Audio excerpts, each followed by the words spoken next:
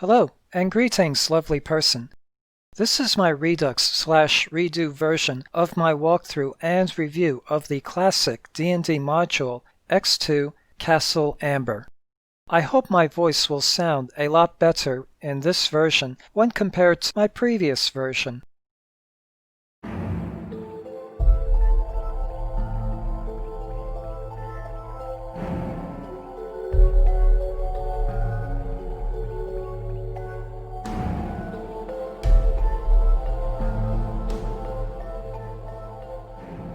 Bonjour, je suis RPGmodsFan et dans cette vidéo, je vais passer en revue et discuter du module Donjons et Dragons X2 Chateau de Ambreville qui a été écrit par Thomas Moldvay et publié par TSR en 1981. To all you native French speakers, je suis désolé. I apologize for butchering your language. I took French in high school, and I have not practiced it for quite some time. As I stated in my terrible French accent, in this video, I will be reviewing and discussing the Dungeons & Dragons module X2 Castle Amber, which was written by Thomas Moldvay and published by TSR in 1981. Although my French is bad, I can tell the French of the module's author is not any better.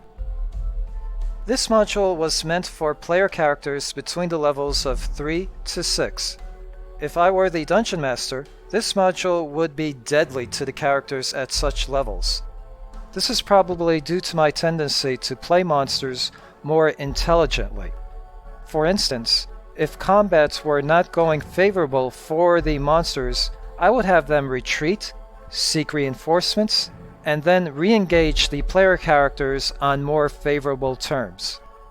Thus, I would suggest running this module for higher level characters.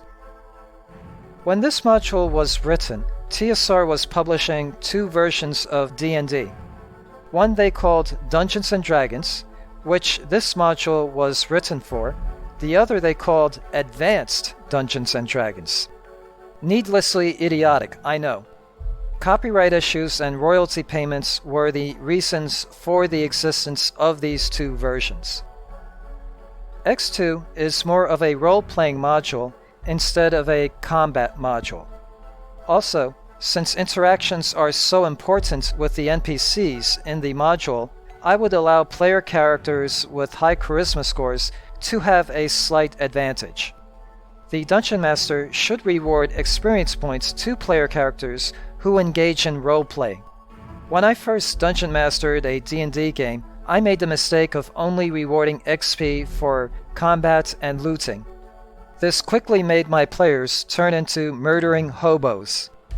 Now I reward XP for diplomatically avoiding fights, and the XP I award would be more than the XP that they would have gained if they took the combat route instead. This adventure is supposed to take place in the fantasy world of Mystara, on the continent of Brone.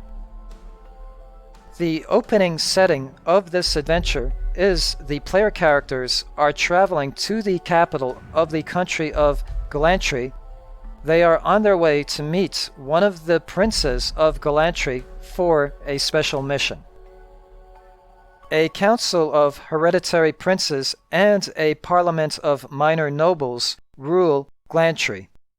Galantry is effectively a magetocracy, a government ruled by mages, similar to the country of Thay in the Forgotten Realms setting. During the player characters' travels, and as they make camp, a gray mist rolls in and they are magically transported to Castle Amber. The player characters wake up in the foyer of an ornate mansion.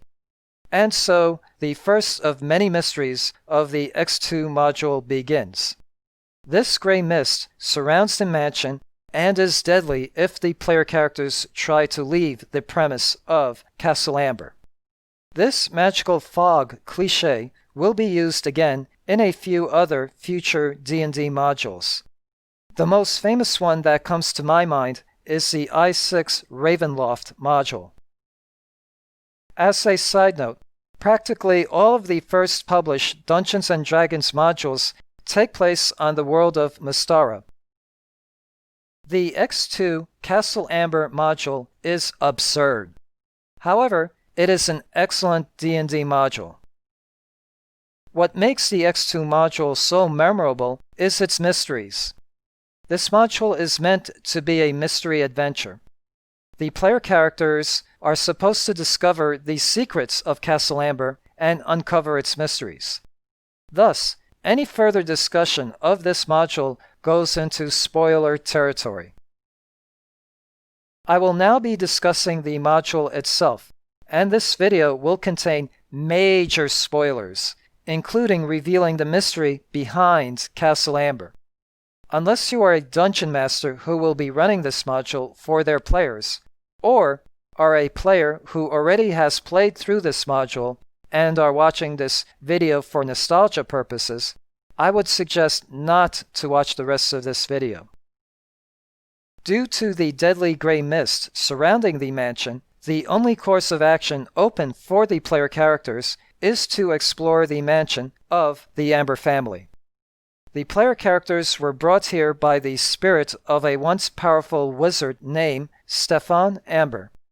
He was murdered by his wife and his brother, but before he died, he placed a curse on his family. His spirit has brought the player characters here to lift that curse. Due to the initial teleporting fog and the module's setting, there is no reason why the Dungeon Master cannot grab friends from 2 or more separate campaigns and bring them here into this adventure. Unfortunately, this module is too large to be run as a one-shot. However, there may be a lack of players in one group due to 1 or more players leaving that group, and this module provides the perfect excuse for combining players from one group with another. Anyway, back to the plot.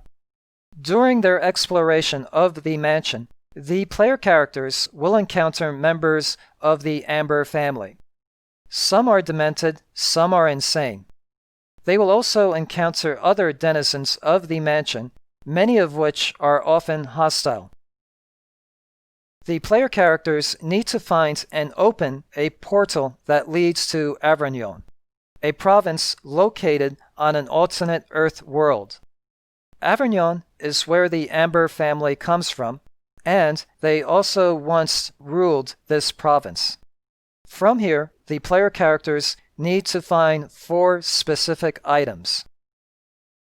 Utilizing these 4 items will bring the party to the interdimensional tomb in which Stefan Amber rests.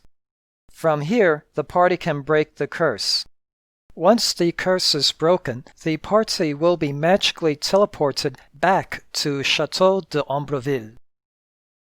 The module's inspiration and the Avignon setting comes from the writings of Clark Ashton Smith. In the 1930s, many of Mr. Smith's stories originally appeared in Weird Tales, which was a pulp magazine. The world where the Ambers originated is similar to medieval France. It is a parallel Earth, but with an alternate history. Magic is real from the world the Ambers once originated from, but it is illegal and the law is upheld by the Church. Basically, magic and spellcasting is heresy and, if caught, punishable by death. The Amber family held estates in and ruled the province of Avignon on this alternative Earth.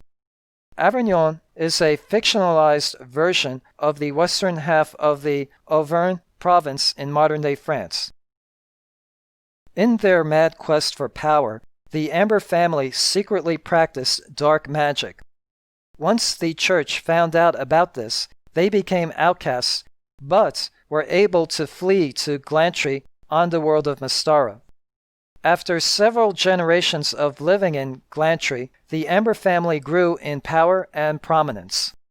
The 7th and last prince, Prince Stefan Amber, was one of the most powerful magic users in the history of Glantry.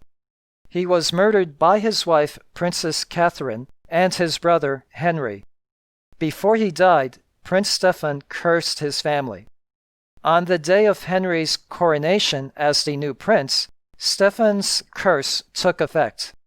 Castle Amber disappeared into a timeless dimension, trapping the Amber family within, as well as hurtling Stefan's tomb through time and space. The module treats Stefan's murder as a failed attempt, and that his treacherous wife and brother effectively entombed Stefan while he was still alive. To me, it makes more sense that it is his spirit that is driving forth the plot of this module. Within the mansion, the Amber family live magically lengthened lives. They are now bored. Despite being eccentric, crazy, and insane, most family members do not seek to outright kill the invading party members. Due to their boredom, they seek entertainment instead, though that entertainment can be quite demented. Also, as a side note and remark on my part, despite being a family of powerful magic users, most members of the Amber family in this module are not mages, which makes me scratch my head. Anyway, the player characters start in the foyer inside the west wing of Castle Amber. One thing I should note is that each square on the map represents 10 feet or 3 meters. At that scale, this mansion is unnaturally huge. Even if you cut it in half to 5 feet per square, the place is still too huge. I think this was done so that the scale and encounters in the Arboretum would make more sense, because in a way it is a mini wilderness adventure. The first member of the Amber family the player characters will likely meet is John Louis Amber, who is a 12th level fighter. He has converted the mansion's grand salon into a boxing ring. His boxer is a Damus Majan, which is essentially a golem.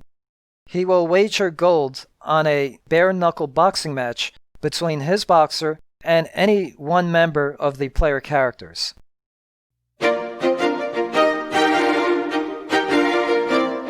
Bon appetit!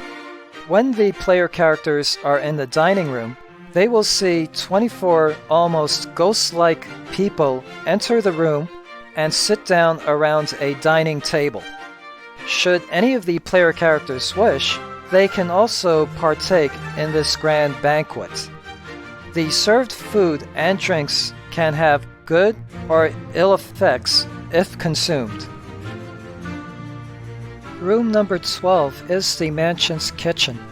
There are 12 ghost hobgoblins here preparing dinner for the ghostly guests in the dining room. They cannot be harmed or interacted with in any way by the player characters.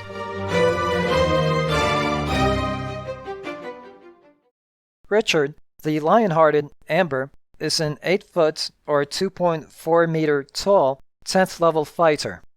He has the head of a lion and the body of a human. There is an ogre wearing a silk nightgown that was meant to be dressed by a much smaller human-sized creature. This ogre killed Janet Amber, but now believes she is Janet Amber and is imitating her. There is an indoor forest located in the middle portion of the mansion. Many trees in this huge room are reaching the height of 80 feet, which is 24 meters. Tra-la-la-la-la. Isadora Amber roams this indoor forest like a carefree spirit. There is also a woman and a unicorn sleeping in the middle of a path within the inner garden. This woman is actually a gold dragon in human form. Several mounted creatures ride out and patrol the forest. They are known as the Wild Hunt. Remember, this module came out in 1981, way before the Witcher 3 game came out. The Wild Hunt consists of 2 lupins, which are dog-like humanoids, riding on direwolves, and 2 rakastas, which are cat-like humanoids, riding on saber-toothed tigers.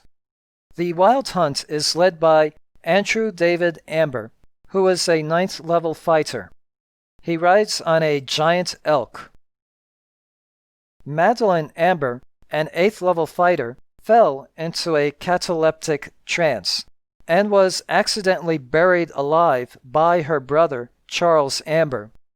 He thought she was dead and had her buried. She has never forgiven him for it. Charles Amber is a 9th level magic user, and he lives in the library of the mansion's chapel. If the party is not escorting Madeline, or the party has not rescued Madeline, she will then have managed to dig herself out of her grave. Regardless, she will attack her brother Charles on sight.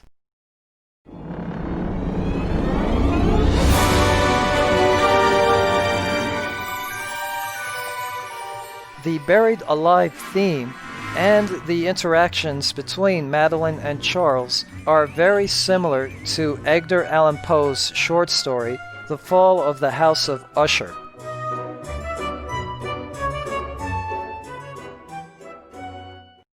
Within the chapel's sanctum, Simon Amber can be found. He is a 14th level cleric. At first, Simon feigns friendship and will pretend to be helpful to the player characters, but he has a dark, rotten core at his heart. The throne room is full of skeletons. All are rigid and are in various poses. These skeletons are all that remains of Henry Amber's coronation when Prince Stephen Amber's curse took effect. Before the curse devastated the throne room, Princess Catherine was able to cast Magic Jar and bind her soul to her throne. She will attempt to take possession of anyone who enters the room. Nearby the throne room is the mansion's library. As with most modules published by TSR, they hardly provide any details whether it comes to describing villains, NPCs, or even rooms such as this library. TSR's excuse for such lack of details is that they want dungeon masters to use their imaginations and mold the modules any way they see fit. To me, this is an excuse for lazy writing.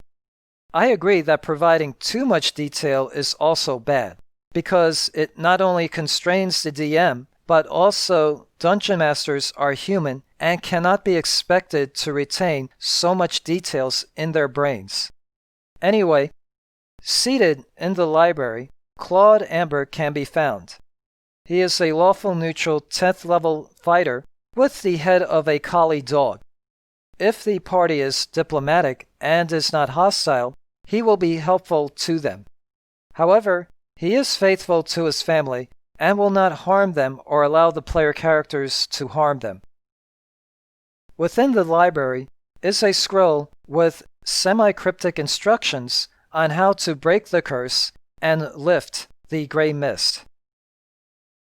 Although I do love the modules TSR produced, at the same time, I also see that they have flaws, which unfortunately makes me question the competence of their editors.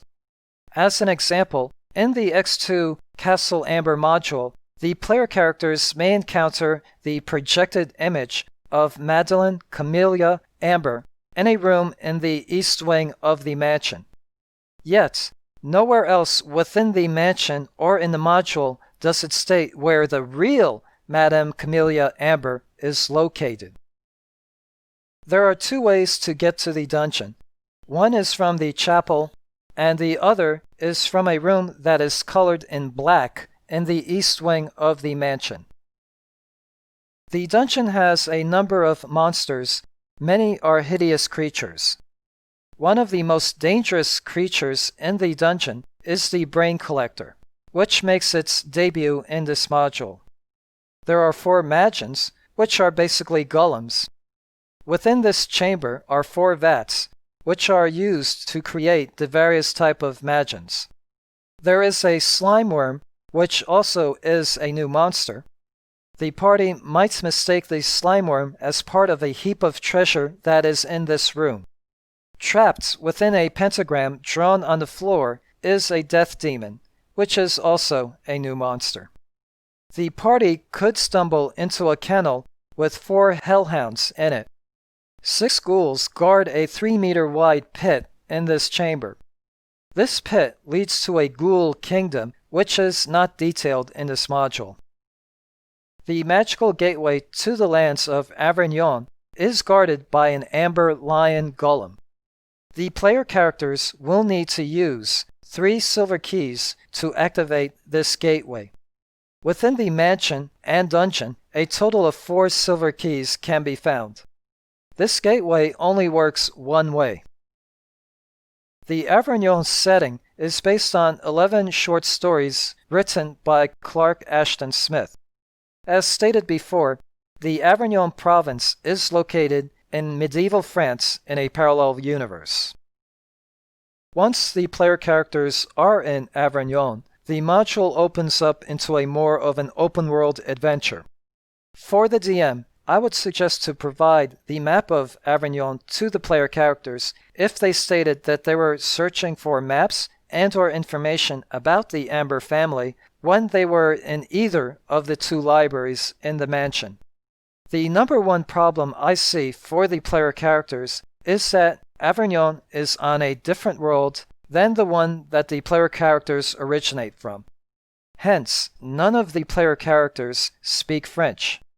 As a DM, I am a stickler for these things. So, the player characters will probably hear, "Qu'est-ce que tu dis? Je ne te comprends pas," quite a lot. For the sake of realism, I would have the player characters spend at least 3 months in Avignon taking French lessons. During that time, they would have to be on their best behavior and paying not only for the lessons, but also for food and lodging. During that time, they also learn a lot about the geography, culture, and the politics of this setting. However, I would only do this if you, as the DM, plan on detailing out Avignon as well as adding additional side quests. As a DM, if you do not want your player characters to deal with this problem, then you can say that the spirit of Stefan Amber has magically given them the ability to speak, read, and write French when they were resting one night in the mansion. Once in Avignon, the player characters need to gather 4 items from these 4 circled places. Once they have the 4 items, they need to perform a ritual with them in order to gain access to Prince Stefan Amber's tomb. The enchanted sword of Solaire is located in the ruins of Castle Solaire. Within the ruins lives a beautiful enchantress named Sephora. In exchange for the sword, Sephora wants the party to get rid of a werewolf and his pack of wolves that are stalking her. The viper-circled mirror is located in the medieval city of Vions, which also serves as the province's capital. A necromancer named Nether was ousted from the city. He created a 100-foot or 30 meters tall flesh golem from innumerable dead bodies that he will use to attack the city with. To get the mirror, the player characters are railroaded into fighting this colossus. The small medieval city of Perignon is being terrorized by a mysterious attacker known as the Beast of Avignon. The Beast has recently acquired the Ring of Ebon. The player characters can obtain the ring once they have defeated the Beast. The 4th item the player characters need to obtain is the Potion of Time Travel. Via wandering encounters out in the wilderness, there is a chance the player characters will run into one of 2 NPCs that have or can brew this potion. Asdark, an evil mage, is the Bishop of Zyme, a position he cheated his way to. He also has a potion of time travel. The province of Avignon has many of its counterparts in modern-day France. If the Dungeon Master wishes to detail the Avignon setting, he or she can do some research over the internet. As an example, for Villon's counterpart, I would use Vichy. From the internet, I was able to find an old map of Vichy, as well as some scenic photos of the city. I will now display some of these photos, which I hope will spark the imagination of DMs. Sans faire de bruit, dans l'aventure, parfum du midi, je fais la trêve. Aujourd'hui, For Perignon's counterpart, I would use Clermont-Ferrand.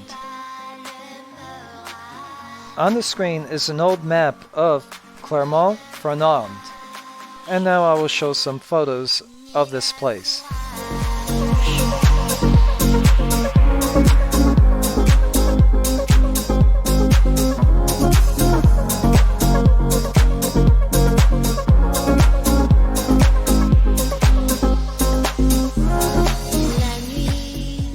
For Zyme's counterpart, I would use the P.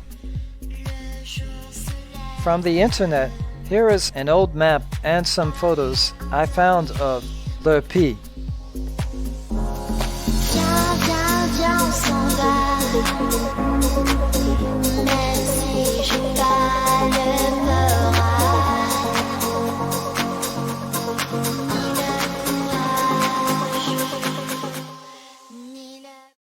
The tomb of Stefan Amber is very deadly. They will face a number of guardians and pass through rooms that contain environmental hazards.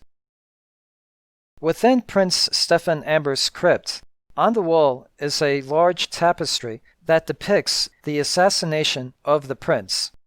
Carved on the inside lid of his casket are the words, "Burn the tapestry to break my curse." As the tapestry is burning, Stefan Amber will appear. The tomb disappears, and the player characters, along with Stefan, find themselves outside of Castle Amber. Then the gray mist dissipates. Then Castle Amber pits and crumbles into ruins.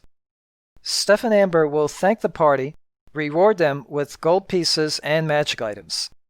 If any of the player characters have perished during the course of this adventure, he will resurrect them via wish spell up to 4 characters. Then he will disappear. The module debuts quite a number of new monsters. Many of them are listed on the screen. Quite a few of these creatures also have a H.P. Lovecraftian feel to them. The only ones that I consider of note are the Slimeworm and the Lupins. In my opinion, X2 is on the borderline of being a great module. It definitely is better than good. It is part horror and part comedy. It is part demented and part loony. It definitely is absurd. Yet, it accomplishes being absurd in such a way that it becomes fondly remembered by both the player characters and the dungeon masters who have played it. The X2 module received good ratings on both Amazon's and DriveThruRPG's websites, averaging a 4 out of 5 stars between the both of them. I found 2 notable comments. One that reads, "Lovecraft meets AD&D. Here, author Tom Moldvay secured an impressive license, Lovecraft devotee and accomplice Clark Ashton Smith, and his dark, French-inspired fairy Shadowland of Avignon. The heroes, levels 3 to 6, are plunged into the tomb of Stefan Amber and the dream world beyond, where they quickly learn that magic is illegal, the nobility are insane, and the PCs themselves are manipulated pawns. And beautiful maidens with unicorns aren't ever what they seem. A maliciously ingenious adventure and highly recommended. The other reads, if you want to know about classic D&D, here is the adventure for you. Ghostly meals, 100-foot-tall zombies, a maiden and a unicorn, really strange stuff, and an introduction to Clark Ashton Smith to boot. Speaking of Clark Ashton Smith, as stated before, the module's inspiration and the Avignon settings comes from the writings of Clark Ashton Smith. Within its bibliography, the X2 module cites the following books by Clark Ashton Smith as its inspiration. Each of these books contains stories that take place in the Avignon setting.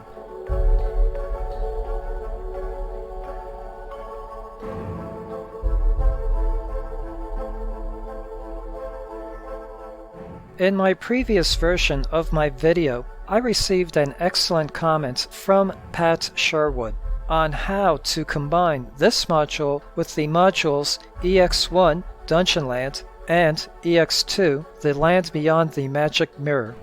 Both the EX1 and EX2 modules are themed after the Alice in Wonderland story by Lewis Carroll.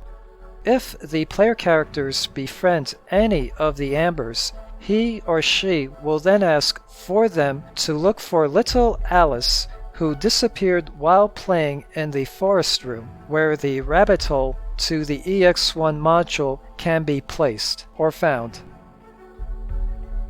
Roll credits? Displayed are the credits found within the module itself.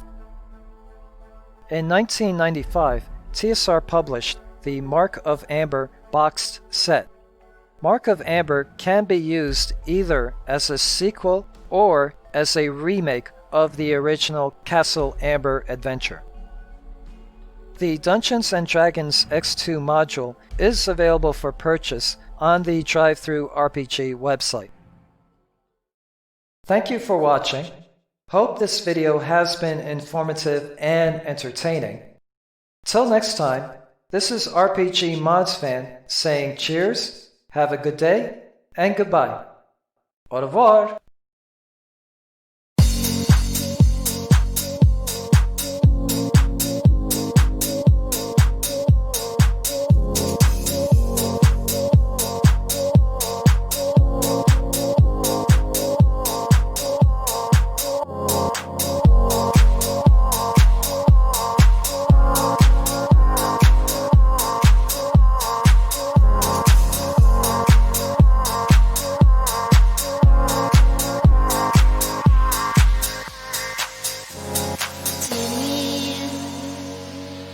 Les bars sont remplis, le jour se lève,